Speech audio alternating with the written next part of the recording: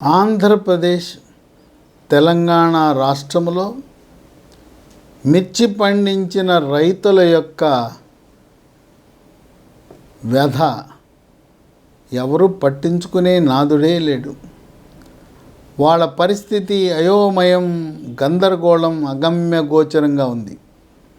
ఆంధ్రప్రదేశ్ రాష్ట్రంలో అధికంగా మిర్చి పండించే జిల్లాలు ఉమ్మడి గుంటూరు జిల్లా, ఉమ్మడి ప్రకాశం జిల్లా, ఉమ్మడి కర్నూలు జిల్లా, ఉమ్మడి అనంతపురం జిల్లా, తెలంగాణ రాష్ట్రంలో ఉమ్మడి వరంగల్, ఉమ్మడి ఖమ్మం జిల్లా. ఈ రైతులందరూ కూడా గత మార్కెట్ ధరను ఆధారంగా పంట వేశారు. డిసెంబర్ నుంచి మే నెల వరకు ఈ మిర్చి పంట కోతకొస్తుంది. పత్రికల్లో ఈ యొక్క మిర్చి రైతుల యొక్క వ్యధను గమనించిన పత్రికల ద్వారా వచ్చిన సమాచారం, మీడియా ద్వారా వచ్చిన సమాచారం తెలుసుకుని చంద్రబాబు నాయుడు వ్యవసాయ అధికారులను వాళ్ళని పిలిచి, మీరు ఈ మిర్చి రైతులు ఎంత ఖర్చు పెడతారు ఎకరానికి అయ్యే ఖర్చుకి మనం ఎంత మద్దతు ధరిస్తే వాళ్ళు గట్టును పడతారు, కనీసం పెట్టిన పెట్టుబడి వస్తుంది, మీరు అంచనా వేసి లెక్కలు చెప్పండి అని చెప్పి వ్యవసాయ శాఖ అధికారులకు ఆదేశాలు ఇచ్చారు చంద్రబాబు నాయుడు. ఇక వాళ్ళు ఈ వ్యవసాయ శాఖ అధికారులు కాకి లెక్కలు వేసి వాళ్ళ రైతులను సంప్రదించకుండా, వాస్తవాలు గుర్తించకుండా, గమనించకుండా తప్పుడు సమాచారం చంద్రబాబు నాయుడికి, ఆంధ్రప్రదేశ్ ప్రభుత్వానికి ఇవ్వటం వల్ల ఈరోజు మిర్చి రైతులు తీవ్రంగా నష్టపోతూ ఉన్నారు.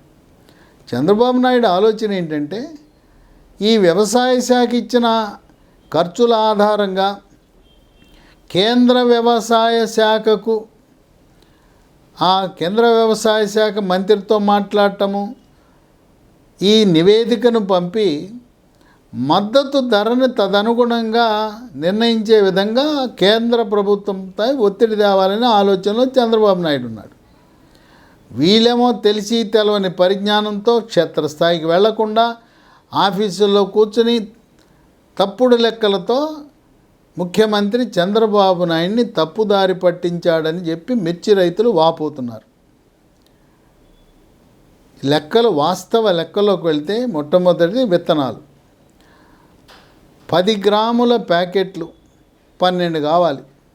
ఇదొక్కటి మాత్రం వాళ్ళు కరెక్ట్గా వేశారు, అంచనా కరెక్ట్గా వేశారు. అధికారులు 10,800 అన్నారు, రైతులు కూడా 10,800 అన్నారు. ఇక రెండోది పశువుల ఎరువు, 2 ట్రక్కులు అధికారులు 2,000 అన్నారు. 2,000కి అసంభవం, 10,000 రూపాయలు అవుతుంది. ఇక మూడోది ఎరువులు 12 బస్తాలు వాడతారు, అధికారులేమో 15,000 అని లెక్కేశారు. వాస్తవానికి రైతులు 22,000 ఖర్చు పెడుతున్నారు. ఇక నాలుగోది పురుగు మందులు.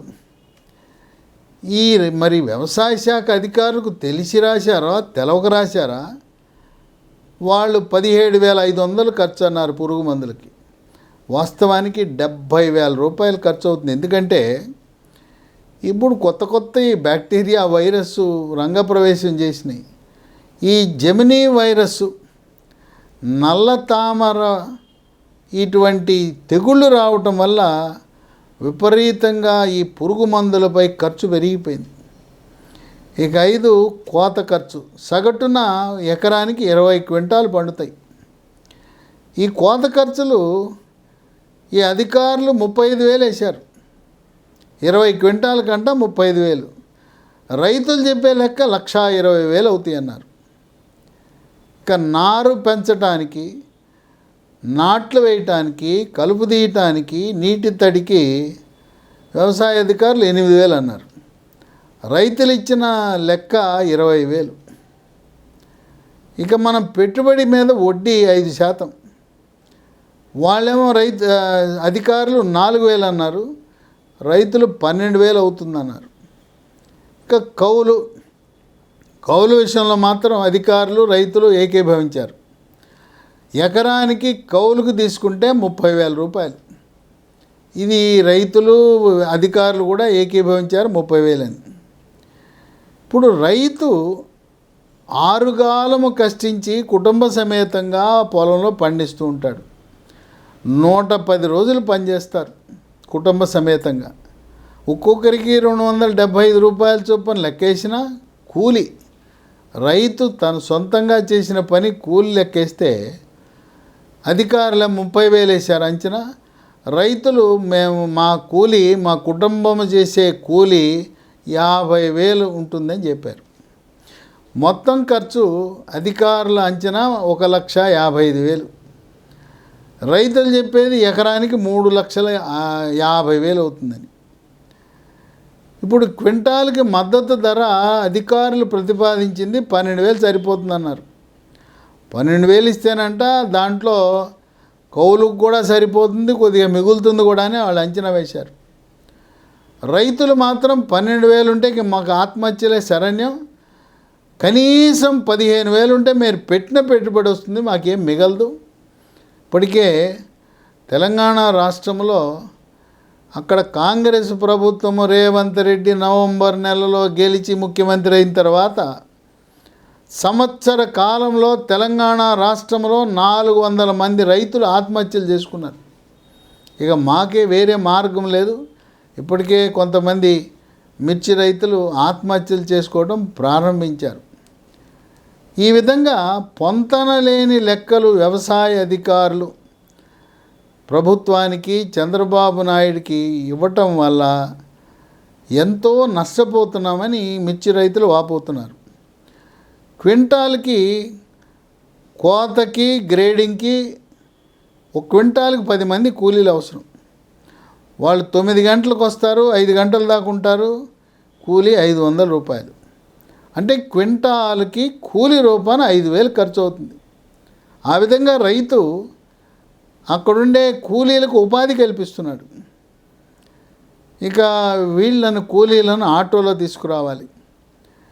ఈ మిరపకాయలను కలానికి చేర్చడం, ఆటో ఖర్చు, ఆరబెట్టడానికి అయ్యే ఖర్చు క్వింటాకి 300 రూపాయలు అవుతుంది. ఒక క్వింటా మిరపకి గోతాల ఖర్చు 200. ఆ గోతంలో తొక్కినందుకు 200 రూపాయలు, రవాణాకు 200.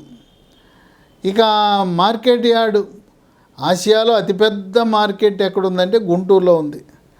ఇక అక్కడికి వెళ్ళగానే దిగుమతి, కొట్టు అద్దె, హమాలీల ఖర్చు 100 రూపాయలు క్వింటాకి.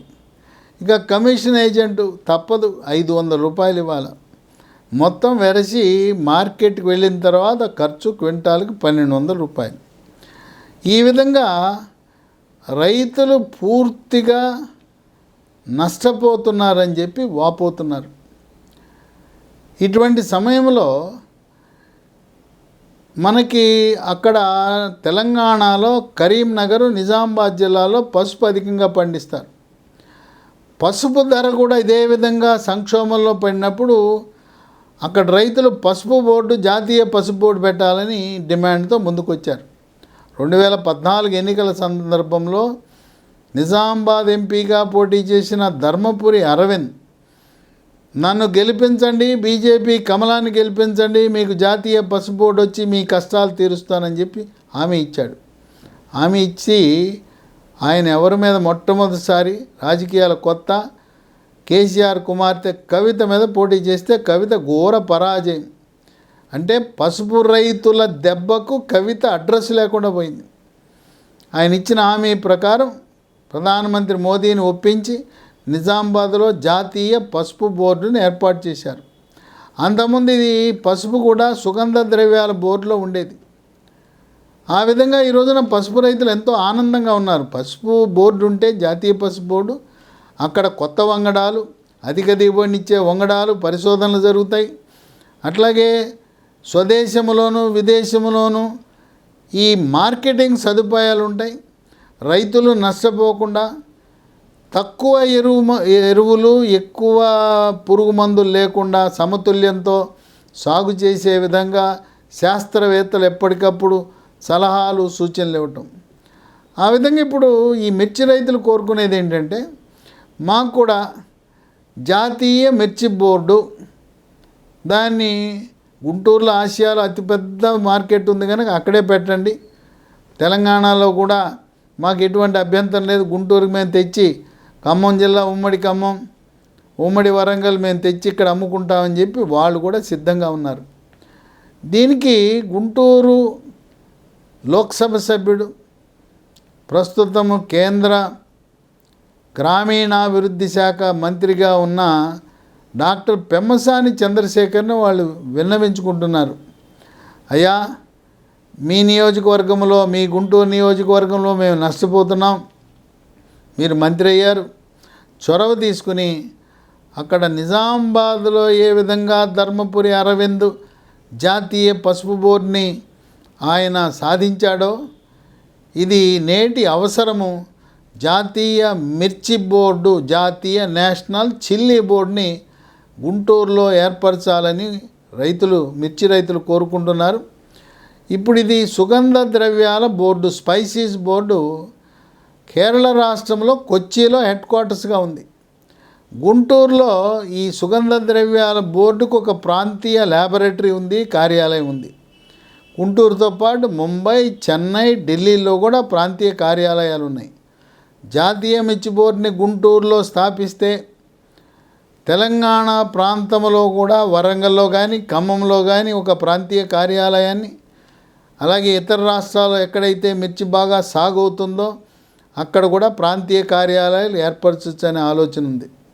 ఈ రోజున ఈ రేటు పడిపోవడానికి కారణం చైనాకి ఎగుమతులు తగ్గిపోయినాయి, బంగ్లాదేశ్కి ఎగుమతులు తగ్గిపోయినాయి, సింగపూర్కి ఎగుమతులు తగ్గిపోయినాయి, బ్యాంకాక్ ఎగుమతులు తగ్గిపోయినాయి.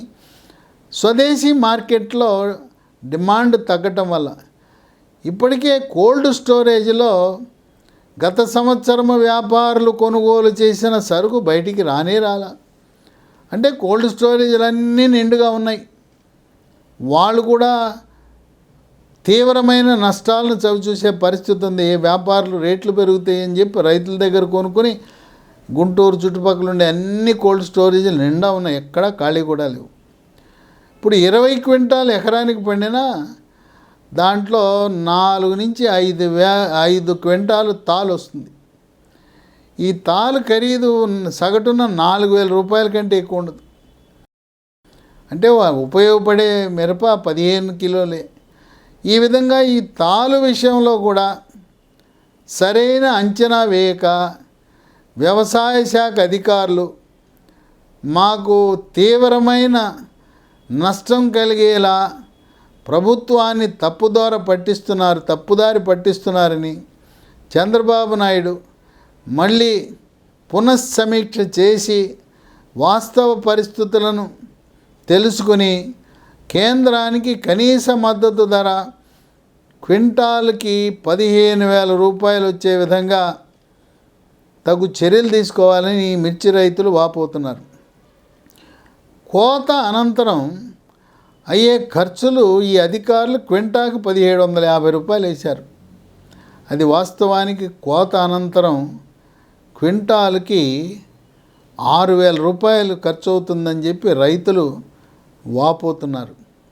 కనుక ఈ మిర్చి రైతులను మద్దతు ధర పెంచకపోతే ఆత్మహత్య శరణ్యమని వాళ్ళు వాపోతున్నారు.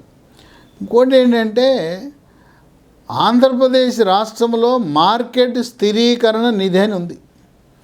ఆ మార్కెట్ స్థిరీకరణ నిధి నుంచి 15,000 క్వింటాల్ చొప్పున కొనుగోలు చేసి భవిష్యత్తులో ప్రభుత్వమే ధరలు పెరిగినప్పుడు అమ్ముకోవచ్చు, లేదా విదేశాలకు అమ్మకం కొరకు విదేశీ మంత్రిత్వ శాఖ ద్వారా కేంద్ర వాణిజ్య మంత్రిత్వ శాఖ ద్వారా ఎగుమతులు ప్రోత్సహించేలా చర్యలు తీసుకోవాల్సిన అవసరం ఉంది. అలాగే కేంద్ర సంస్థ అయిన నాఫెడ్, రాష్ట్రంలో ఉండే మార్క్ఫెడ్, ఈ మార్క్ఫెడ్ నాఫెడ్ ఇద్దరు కూడా రంగంలో దిగి రైతులను కాపాడటానికి ఈ మార్కెట్ స్థిరీకరణ నిధి నుంచి కొంత ఖర్చు పెట్టి నష్టపోయినా, ప్రభుత్వానికి నష్టపోయినా దాన్ని ఏదో రకంగా పన్నుల రూపాన పూడ్చుకోవచ్చు. కనుక ఈ రోజున వ్యవసాయం చేయాలంటే భయపడిపోతున్న తరుణంలో మిర్చి రైతుల వ్యతలు అర్థం చేసుకుని మానవతా దృక్పథంతో మాకు అయిన ఖర్చులు వాస్తవ ఖర్చులు వస్తే చాలని చెప్పి మిర్చి రైతులు వాపోతూ పసుపు బోర్డు పెట్టిన చందాన ఆంధ్రప్రదేశ్లో గుంటూరులో జాతీయ మిర్చి బోర్డు ఏర్పాటు అయ్యేలా చంద్రబాబు నాయుడు ముఖ్యమంత్రి అలాగే పెమ్మసాని చంద్రశేఖర్ ఇద్దరు కృషి చేసి శాశ్వత పరిష్కారానికి శ్రీకారం చుట్టాలని మిర్చి రైతులు కోరుకుంటున్నారు.